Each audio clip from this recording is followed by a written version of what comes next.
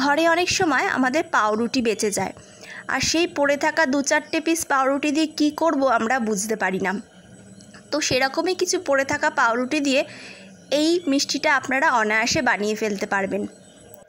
দেখুন, এই মিষ্টিটা দেখতে যত না সুন্দর, খেতে তার থেকেও বেশি সুন্দর, একদম দানাদার, পুরো দোকানের মতো। তো এর জন্য একটা কড়াইয়ের মধ্যে আমি ছোট চামচে 2 চামচে ঘি দিয়ে দিয়েছি। দেওয়ার পর এই ঘিটাকে আমি ভালো করে স্প্রেড করে দিচ্ছি।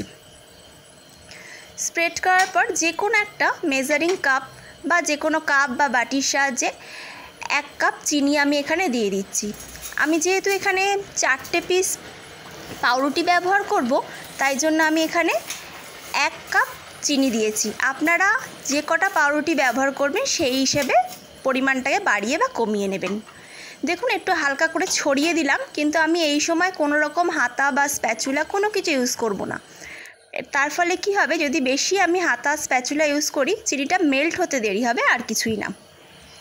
চিনিটা আস্তে আস্তে মেল্ট হয়ে গেছে, আর দেখুন কালারটা আস্তে আস্তে চেঞ্জ হচ্ছে। এই অবস্থায় কিন্তু আমরা এবার নাড়ানাড়ি করতে শুরু করতে হবে, নয়তো চিনিটা তলা থেকে পুড়ে যেতে পারে। এই কাজটা একটু পেশেন্সলি করতে হবে, কেননা ওই যে মিষ্টির যে এরকম সুন্দর কালারটা দেখলেন, ওটাই কিন্তু অন্য কোনো কিছু না, এই চিনিটা ভালোভাবে মেল্ট হওয়ার ওপরই ওই কালারটা কিন্তু আসবে। দেখুন, চিনিটা মোটামুটি মেল্ট হয়ে এসছে, আর একটু এটাকে করতে হবে এর কালারটা আরও ডার্ক করার জন্য। কালারটা খুব সুন্দর ডার্ক এসে গেছে। এবার আমি এখানে কি করছি, গ্যাসটাকে এই অবস্থায় বন্ধ করে দিয়েছি। দিয়ে ওই একই মেজারিং কাপের সাহায্যে আমি 1 কাপ দুধ নিয়ে নিয়েছি। এবার এক হাতে দুধটাকে ঢালবো আর এক হাতে দুধটাকে মেশাবো, চিনির সাথে মেশাবো। আর এই সময় মাথায় রাখবেন, গ্যাসের ফ্লেমটা কিন্তু পুরো অফ করে দেবেন, কারণ এটা কিন্তু ওপর দিকে উঠে আসবে নয়তো। আর দেখুন, যখন আপনি দুধটা ঢালবেন না, তখন ওই চিনিটা পুরো এরকম দলা পাকিয়ে যাবে, কিন্তু এতে ভয় পাওয়ার কিছু নেই। কিছুক্ষণ নাড়ার পর আমি গ্যাসটাকে চালিয়ে দেবো, আর আস্তে আস্তে এই চিনিটা পুরো মেল্ট হয়ে যাবে। দেখুন, গ্যাসটা আমি চালিয়ে দিয়েছি। এবার আস্তে আস্তে ধীরে ধীরে এটাকে মেল্ট করব। এই পুরো প্রসেসটা আপনি যদি ননস্টিকে করেন তাহলে সব থেকে ভালো হয়, কিন্তু অনেক সময় বন্ধুরা সকলের বাড়িতে ননস্টিক থাকে না, তাই আমি এই জিনিসটা নর্মাল কড়াইতেই করেছি। নর্মাল কড়াইতেও এটা ভালোই হয়। দেখুন, আস্তে আস্তে চিনিটা আমার মেল্ট হচ্ছে, আর কালারটা দেখুন এখনই কতটা সুন্দর এসছে। এখন এই অবস্থায় আমি একটা 10 টাকার প্যাকেটের একটা গুঁড়ো দুধ নিয়ে নিয়েছি, আমুল দুধ। এটাকে গুলে আমি এখানে দিয়ে দিচ্ছি এবং ভালো করে এটাকে জাল দেব। একটু ঘন করে নেব জিনিসটা, যাতে মিষ্টিটা খুব খেতে ভালো হয়। খানিকক্ষণ পর দেখুন দুধটা অনেকটা গাঢ় হয়ে গেছে, দেখি আপনারা বুঝতে পারছেন। এবার আমি নিয়ে নিচ্ছি ভিনিগার। আমি এখানে 1 চামচে ভিনিগার নিয়েছি এবং 1 চামচে জল নিয়েছি। এবার আস্তে আস্তে হাতের সাহায্যে এরকম জাস্ট ছেটা দেব, বেশি দেওয়ার দরকার নেই।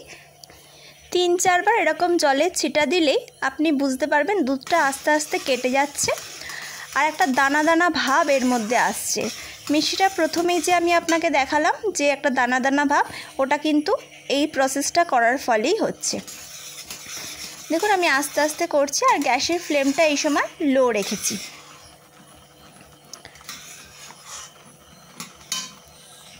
গ্যাসের ফ্লেমটাকে একদম লো রাখাটা এই সময় দরকার। ব্যাস, আমার মোটামুটি কাজ বন্ধ এখানে। এবার আমি করব কি, 4টে পাউরুটি আমি এখানে নিয়ে নিয়েছি। ঘরে থাকা বাসি পাউরুটি দিয়েও আপনি করতে পারেন, কিংবা টাটকা পাউরুটি দিয়েও করতে পারেন।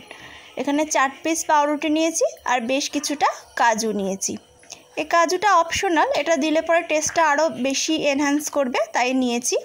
না থাকলে নাও দিতে পারেন। শুধু পাউরুটি আর দুধের সাহায্যে এটা ভালোই হয়। এবার এই পাউরুটিটাকে হাতের সাহায্যে আমি এরকম রাফলি ভেঙে নিচ্ছি।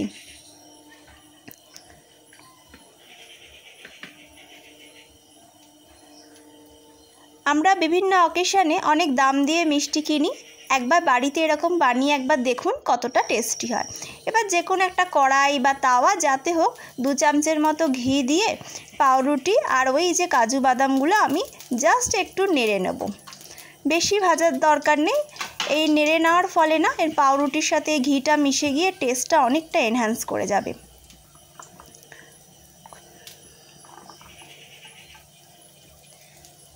এই কাজটা আপনারা যে কোনো কড়াইতেও করতে পারেন, অনায়াসে এটা হয়ে যাবে। দেখুন একটু হালকা করে এপিট ওপিট করে আমি ভেজে নিচ্ছি, খুব লাল লাল করে ভাজার কোনো দরকার নেই। বন্ধুরা, আমার চ্যানেলে এরকম অনেক ভিডিও আপনারা পাবেন। যদি ভালো লাগে অবশ্যই লাইক করবেন, শেয়ার করবেন আর সাবস্ক্রাইব করতে কিন্তু ভুলবেন না।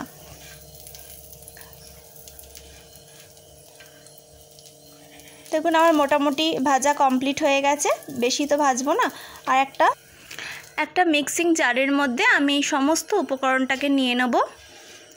নেওয়ার পর আমি এটাকে ব্লেন্ড করে নেব। আমার ব্লেন্ড করা এখানে কমপ্লিট হয়ে গেছে দেখুন। আর এরকম একসাথে কাজু আর পাউরুটি ব্লেন্ড করার ফলে কাজুগুলো কোনোটা বেশি ব্লেন্ড হয়েছে, কোনোটা কম। এরকমই খেতে বেশি ভালো লাগবে।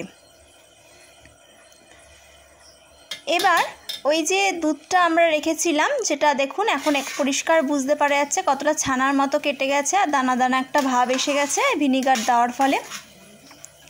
এবার এইটার মধ্যে আমি এই পাউরুটি আর কাজুর যে মিক্সচারটা ওটা পুরো দিয়ে দেবো।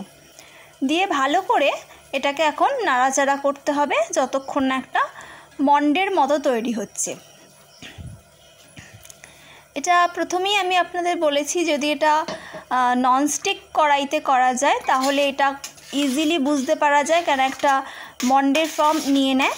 কিন্তু সকলের বাড়িতে যদি ননস্টিক না থাকে, এরকম নর্মাল কড়াইতেও তারা অনায়াসে করতে পারবে এবং কিছুক্ষণ নাড়ার পর নিজের থেকেই বুঝতে পারা যাবে যে এটা বেশ একটা ডোয়ের ফর্ম নিয়ে নিয়েছে। বেশ খানিকক্ষণ এরকম নাড়াচাড়া করার পর আমি দেখুন কড়াইয়ের গায়ে এটাকে আস্তে আস্তে ছড়িয়ে ছড়িয়ে দিচ্ছি এবং ভালো করে এটাকে নাড়ছি এবং এর মধ্যে এরকম স্প্রেড করে করে আমি দিচ্ছি, যাতে এর মধ্যে যে কোনো রকম জলীয় ভাব যেন না থাকে এবং এটা যেন একটা আঠালো ডোয়ের মতো হয়ে যায়।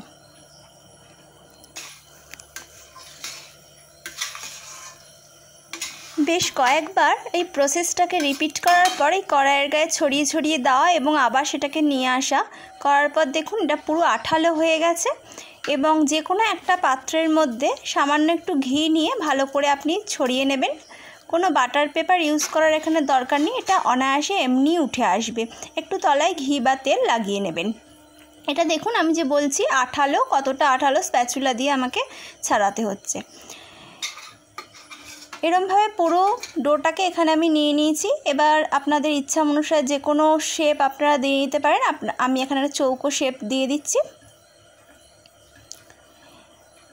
এই শেপটা দেওয়ার পরে আমি কিছুক্ষণ এটাকে রেখে দেবো, 1 থেকে 2 ঘন্টা ফ্রিজে রাখা। নর্মাল টেম্পারেচারে এটা 1-2 ঘন্টা রেখে দিলে সেট হয়ে যাবে।